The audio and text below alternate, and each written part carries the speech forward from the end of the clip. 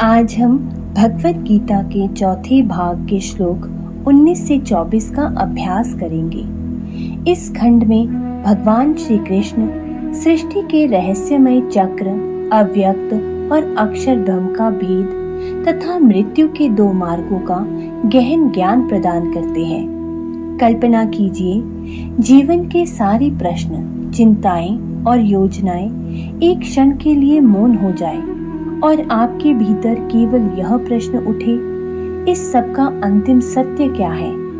ठीक उसी प्रकार अर्जुन के इन प्रश्नों के उत्तर में भगवान कहते हैं, सृष्टि का चक्र, कैसे प्राणी ब्रह्मा के दिन में प्रकट होते हैं और रात्रि में लीन हो जाते हैं। अव्यक्त से भी परे का तत्व जो सनातन है, कभी नष्ट नहीं होता।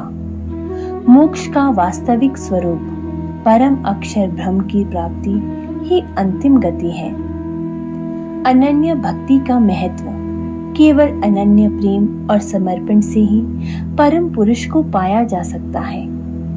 मृत्यु के दो मार्ग, शुक्ल मार्ग प्रकाश का जिससे मोक्ष प्राप्त होता है और कृष्ण मार्ग अंधकार का जिससे पुनर्जन्म होता है।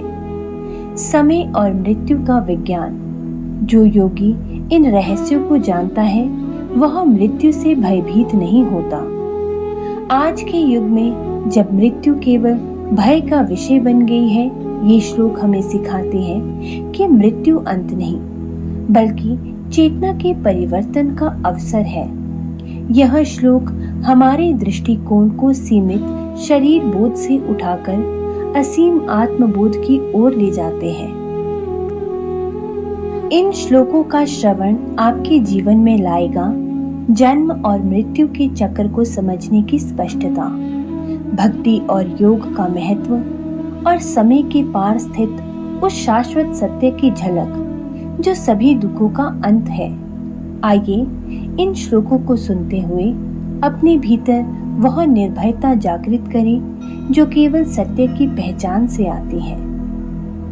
भूतग्रामः स एवायं भूत्वा भूत्वा प्रलीयते रात्रयागमे वशः पार्थ प्रभवत्यहरागमे। हे पार्थ, वही प्राणियों का समूह बार बार जन्म लेता है और रात्रि के आगमन पर लीन हो जाता है। दिन के आने पर वह फिर से प्रकट होता है। भगवान यहाँ सृष्टि के चक्र का रहस्य बताते हैं। भूतग्राम यानी सभी प्राणी बार बार प्रकृति की शक्ति से प्रकट होते हैं। ब्रह्मा की रात में ये सभी अव्यक्त में लीन हो जाते हैं और ब्रह्मा के दिन में वही जीव पुनः प्रकट होते हैं। यह उपनिषदों की शिक्षाओं से मेल खाता है, जहाँ कहा गया है कि सृष्टि भवति प्रलीयति पुनः भवति के चक्र में निरंतर गतिमान है। इससे हमें जीवन के उत्थान पतन और सहजता से स्वीकार करने की दृष्टि मिलती है। जीवन के बदलते दौर को प्राकृतिक चक्र माने, इससे अनावश्यक दुख और अहंकार समाप्त होंगे।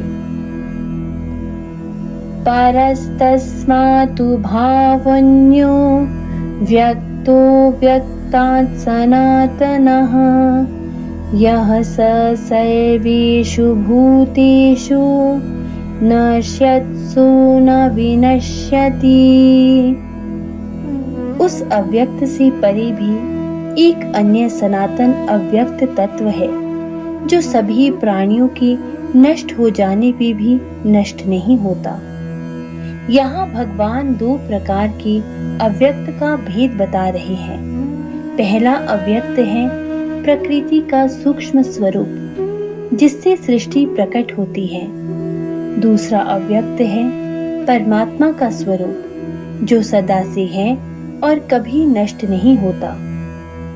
यह वही उपनिषदिक सत्य है, अक्षरात् परतः परः, जो प्रकृति के अक्षर से भी परे पूर्ण चेतन और शाश्वत है। संसार की अस्थिरता के पार उस परम सत्य को जाने, वही वास्तविक आधार है। अव्यक्तोऽक्षर इत्युक्तस्तमाहुः परमां गतिं यं प्राप्य न निवर्तन्ते तद्धाम परमं मम। उस अव्यक्त को अक्षर कहा गया है, उसे ही परम गति कहा गया है। उसे प्राप्त कर लेने पर जीव फिर लौटकर संसार में नहीं आता। वही मेरा परम धाम है। भगवान श्री कृष्ण कहते हैं, अक्षर यानी अविनाशी, नित्य और शाश्वत। परम गति मोक्ष की अवस्था, जहाँ से जीव फिर जन्म मरण के चक्र में नहीं लौटता। यह मोक्ष कोई स्थान नहीं, बल्कि चेतना की अवस्था है, पूर्ण शांति, पूर्ण ज्ञान और पूर्ण प्रेम की। उपनिषदों में कहा गया है, सयो ह वै तत्परम ब्रह्मवेद ब्रह्मैव भवति। मोक्ष को जीवन का अंतिम लक्ष्य माने। यह पूर्णता और शांति का मार्ग है।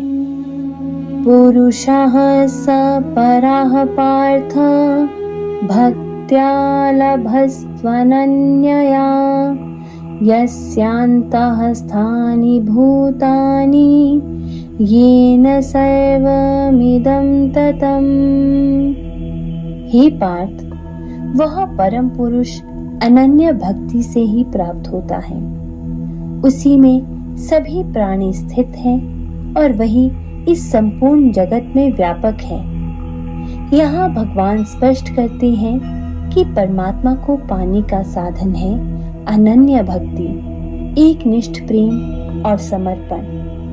वह सर्वव्यापी है, सब उसमें स्थित है। उपनिषदों का भी यही संदेश है, ईशावास्यमिदं सर्वम। संपूर्ण जगत उसी परम सत्ता से आवृत है। यह भक्ति केवल भावना नहीं, बल्कि सत्य के अनुभव का मार्ग है। भक्ति को पूजा तक सीमित ना रखें। हर व्यक्ति और क्षण में परमात्मा को देखना ही सच्ची भक्ति है। यत्र काले त्वनावृत्तिम् आवृत्तिं चैव योगिनः प्रयाता यान्ति तं कालं वक्ष्यामि भरतर्षभ। हे भरत श्रेष्ठ, अब मैं वह काल बताने वाला हूँ जिसके अनुसार योगी मृत्यु के बाद वापस नहीं लौटते, और वह काल भी जिसमें मृत्यु के बाद लौटना पड़ता है। भगवान यहाँ मृत्यु के समय की काल व्यवस्था का संकेत देते हैं। यह कोई अंधविश्वास नहीं, बल्कि गहन योग दर्शन है। मृत्यु का समय और साधक की चेतना दोनों मिलकर उसकी गति का निर्धारण करते हैं। यहाँ से आगे भगवान उत्तरायण, दक्षिणायन, दिन रात आदि के प्रतीकों द्वारा साधक की अंतिम गति के रहस्य को स्पष्ट करते हैं, जो आध्यात्मिक और मनोवैज्ञानिक दृष्टि दोनों से गहन विषय है। जीवन की प्रत्येक स्थिति और समय को साधना का अवसर माने, यही अंतिम सफलता का रहस्य है। अग्निर्ज्योतिरः शुक्लः षण्मासा उत्तरायणम् तत्र प्रयाता गच्छन्ति ब्रह्म विदो जनाः। जो ज्ञानी जन अग्नि, प्रकाश, दिन, शुक्ल पक्ष और उत्तरायण के 6 महीनों के दौरान शरीर छोड़ते हैं, वे ब्रह्म को प्राप्त होते हैं। यहाँ भगवान योग के समय चक्र सिद्धांत को बताते हैं। उत्तरायण, प्रकाश, दिन ये प्रतीक हैं जागरूकता, तेज और उद्धर्व गति के। ऐसे समय में मृत्यु का तात्पर्य है व्यक्ति का चित्त जागरूक, प्रकाशमान और मुक्ति प्राप्ति के योग्य होना। यह शाब्दिक समय नहीं, बल्कि साधक की आंतरिक अवस्था को दर्शाता है। उपनिषदों में भी यह कहा गया है कि अंतिम समय की चेतना ही गति का निर्धारण करती है। अपने भीतर सदा प्रकाश, जागरूकता और शुद्धता का वातावरण बनाए रखे। यही मोक्ष की ओर उद्धर्व गति है। आज के इन श्लोकों से हमने जाना कि सृष्टि का चक्र, प्राणियों का बार बार प्रकट और लीन होना प्रकृति का नियम है। अव्यक्त प्रकृति से भी परे एक सनातन तत्व है, वही अक्षर ब्रह्म है। मोक्ष का अर्थ है उस परम धाम को पाना जहां से लौटना नहीं पड़ता। परम पुरुष को केवल अनन्य भक्ति से प्राप्त किया जा सकता है।